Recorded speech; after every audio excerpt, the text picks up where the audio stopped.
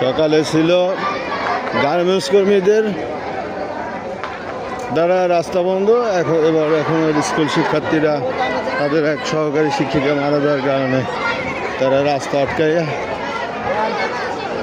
আন্দোলন করতেছে। এই হচ্ছে অবস্থা।